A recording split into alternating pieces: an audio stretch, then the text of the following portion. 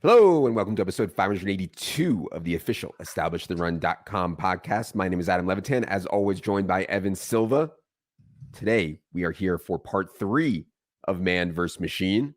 And so, the Virgin himself, Mike Leone, is here to be the machine. How's it going today, Leone? Good. I feel like I got 2 W's under my belt already. Looking to make a clean sweep here. Looking to make a clean sweep, allegedly. Evan, how's it going? Yeah, and before we start this one up, I'm going to have to admit that there's going to be a lot of capitulation from me on part 3. There was a little bit on the first 2 parts. I feel like I came out 2-0, but it looks like I'm going to go 2-1, and that's okay. All right. On today's show, I will be presiding as your honorable judge as these two debate their fantasy ball rankings. Evan, of course, has his personal top 150 up on the site. The rest of the rankings on the site are from our entire team and somewhat model and algorithm based and some human input based. For more on that, please listen to part 1, the intro of part 1.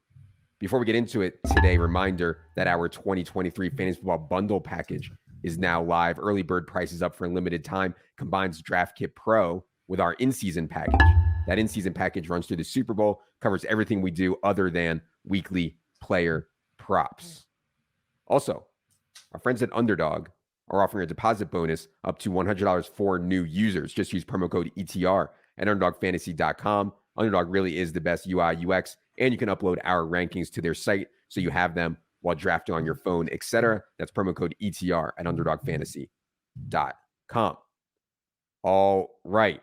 Let's get it started here in part 3 with George Kittle. Machine, 68 overall. Silva, 43 overall. I think I know what's going on here. I'll save my commentary for after, though. Leone, I'll let you go first here on being a little bit low, at least relative to Silva, on George Kittle. Yeah, I think San Francisco is always one of the toughest projections in the league because their pass volume isn't that great, but they score a ton of points and they're really efficient. And Kittle is a really good representation of that, where we have a lot of these games throughout the season where it's insane. I always joke with Wiggins, like he'll score 4 fantasy points and no one wants to play him in DFS. And then he scores 35 and everyone wants to play him in DFS, but there's really no rhyme or reason to it. Ultimately, just somewhat bearish on the pass volume for this team. I think they can be really good without throwing a lot. You also have added Christian McCaffrey into the mix for a full season. And now you've got CMC, Ayuk, Kittle, Debo, and Kittle's likely to be 4th in target share on the team, 3rd or 4th in target share. He only had an 18% target share, which is fine for a tight end, but that was with not a full season of CMC. That was with Debo missing some games, missing a game in that stretch when he went nuclear. So I think it's just a tough math problem for him to get there. I like him a little bit better in best ball. I think a lot of times the better in best ball stuff is a bunch of crap, but with Kittle, I do get where he can have these crazy spike weeks that are super impactful, that he's better for that format. But he was really close to having a super disappointing season and then just kind of had 2 of the right weeks at the right time last year. Yeah, for sure. And we see this in DFS too, the frustration, as Leone alluded to, with the weekly floors and ceiling games from Mr. Kittle. Evan, your response? And Leone mentioned the best ball factor, where he's like legitimately one of these players that is clearly better for the best ball format. And I have to admit, like, sometimes my bias, because I'm drafting all best ball right now. I haven't started doing any redraft season long, little bit of dynasty rookie stuff, but 25, 30 best ball drafts now, I think, under my belt. And like George Kittle has been a guy that I moved him up and I wanted him to be aggressive because I wanted to start getting him. And that may bleed into my top 150. I do like the fit for these run after catch guys with Brock Purdy, a full season of Brock Purdy, because I think that he's going to be an efficient distributor, and George Kittle, one of these guys like Debo, like Ayuk to a lesser extent, just like McCaffrey, a stud after the catch. Yeah. I mean, it's like a close your eyes and bet on talent. And what I was going to say at the beginning is that I knew what was going to happen here from a projection standpoint. It's really hard to get there on George Kittle because his lack of target share. It's more of like a close your eyes, bet on talent. He's going to have these outrageous games and break the slate at tight end a few times a year. How much is that worth to you? I'll go ahead and give the victory there to Leone. One for the Math Bros. Let's go to James Conner. Maybe a poster boy for projectable volume here. Machine has James Conner 87 overall. Silva has James Conner 56 overall. Silva, I'll let you go first here on Mr. Conner, starting running back for the Arizona Cardinals. Well, we talked about Rachaad White on the previous show, and this to me is a similar situation. Obviously, Rachaad White is younger than James Conner, et cetera, but clear-cut starting running back, but on a team that could be really bad. Almost expect them to be really bad. I'm just going to capitulate right off the bat because I think that he belongs in the same range as Rachaad White. And I'm going to move him down like right after we're done with the show. I think that he belongs in the 75 to 80 range. And I mean, I have him too high, and that's the same with Rachaad White. Yeah, I mean, immediate capitulation. Leone, go ahead. Let's say we're going to reach across the aisle, though, because I do think our inputs, because we're so scared of taking these backs on bad offenses who only project well because you have to give them all the volume. Our inputs are pretty close to as conservative as they can be with us with this 87th ranking. So I think the 75th to 80th that Silva talks about is pretty reasonable. Like we've got docs on his efficiency, docs on his upside case. And then even for his base case, we probably have conservative inputs. We're projecting volume for an unlisted back just because we're like, we don't know what's going to happen here. So there's room to come up on the machine side as well. Yeah, it's just really hard to have projectable, the case is projectable volume, and then the team, it looks like one of the worst teams in the league. Like that's a really hard sell for me on James Conner, but he is going very, very late. I mean, my God, 87th overall on Underdog right now. Let's go to this Saints situation, and this is a tough one, obviously, because we don't know about the Alvin Kamara suspension. Machine is at 103 on Alvin Kamara, Silva 71.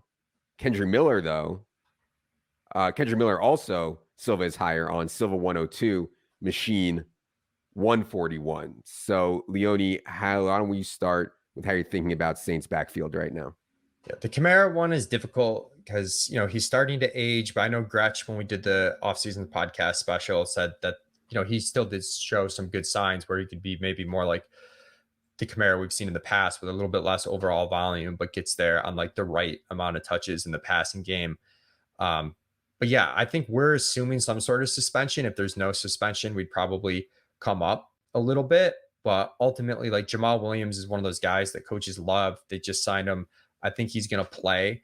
And I think that's probably factoring into why we're a little bit more bearish on Kamara and Kendre than Silva. I've gotten Kendre a lot, when I need a running back in the 12th round or so, I'm taking him. I'm just not taking him as early as Silva's rank, but if he's the best running back there at pick 130, sometimes I'll take him, even though we have him pick 141, just kind of betting on the rookie in an ambiguous backfield. Yeah, Silva, I know you've been talking to Underhill some. You are way higher than the Machine on both Alvin Kamara and Kendra Miller. Yeah, and I'm higher than market on Jamal Williams. So at some point, I'm going to need to take a stand. I don't feel like I have to do that right this very moment, especially before Alvin Kamara's suspension is announced. And I think that is going to happen, that he's going to face a suspension. I'm anticipating 4 to 6 games. We heard that Kendra Miller showed up to the offseason a little out of shape. We know that he has not been practicing. That's concerning. But I also think that he can get all that figured out before training camp. And I think he's just a really exciting talent. At some point, I'm going to have to take a stand. Right now, I have all 3 guys probably a little too high. I don't know, but I'm going to have to figure that out. Yeah. I think the suspension stuff is going to swing this ADP wildly, even though it's been baked in somewhat already. And I do think it's a big camp for Kendra Miller. Like sometimes we just assume these guys are going to go into camp and is what it is. Like Kendra Miller needs to show up, be there every day and play well. And I think that will have an impact as well. I will give the victory there to Silva for the inside information. There's nothing like good information. You know what I mean, Leone? You can have all the models and actors you want. There's nothing like good inside information. Plus, I was just dying for a win there. I want to talk about two quarterbacks next. We can do these together. Deshaun Watson machine is much lower on than Silva. Deshaun Watson 94 overall, Silva 66. Tua Tagovailloa machine 109, Silva 146. Leon, I'll let you go first here. Watson, you're about 30 spots lower. Tua, you're like 35 spots higher. Yeah, I do think with Watson, like sometimes our base half PPR ranks, maybe we're a little bit light on these quarterbacks in this range, which would affect Watson, not Tua, because we'd be higher on Tua if we adjust that upwards. But I just think if you look at the pros and cons and like the risk reward for both of these quarterbacks, they both have a lot of upside and they both have a decent bit of risk. And if you have them crazy far apart, I think you're leaning too much into the upside for Watson and too into the downside for Tua. With Watson, someone early on in the offseason, we were way ahead of market on. Now it's about even as the market's caught up. And I think initially was overreacting to how bad he was last year, but you also can't completely erase last year. So I do think the upside's there, but I don't know if he can be like a top 3 fantasy quarterback in this offense. I think he could be really valuable here, but he doesn't have that huge high end ceiling in my opinion. So I think 66 is a little bit rich. With Tua, he had an absurd amount of efficiency. I think the Dolphins are going to be better. I'm betting on Mike McDaniel. A little bit of concern would be the concussion stuff. And then also that this team did run at a little bit of a slower pace last year. And if they are better, do they need the pass volume? But I think he could have one of those just really high efficiency seasons, kind of like a Burrow did, not last year, but the year prior. And that's why I'm higher than Silva and Tua. All right. Silva, go ahead on Watson and Tua. Yeah, so with Tua, I mean, I want to like him. I bet him as a long shot to win MVP last year. That was actually looking like a pretty decent bet for a while. It's just with my quarterback, his injury history has gone back to Alabama. And with my quarterback, I'm not, and he doesn't run either. So the riskier quarterbacks, like I'll just let somebody else draft them. I don't think that Deshaun Watson is risky. I think that, he was pretty good in the final 2 games. There was some weather affected stuff in there at the end of last season. I mean, it's not like he played well. I mean, he played poorly. But I think that in year 2, his first full year of Kevin Stefanski, that he can take a big step forward. I think there's going to be, some of that off-field pressure that he was facing last year. I'm sure that to an extent affected his performance. I think that he'll have the backing of the organization, the fans and everything this year. I think a little bit of that pressure will be off. I like the way that their offense has come together from a complexion standpoint. And I've been drafting him a lot on underdog, so that may bleed into my rankings.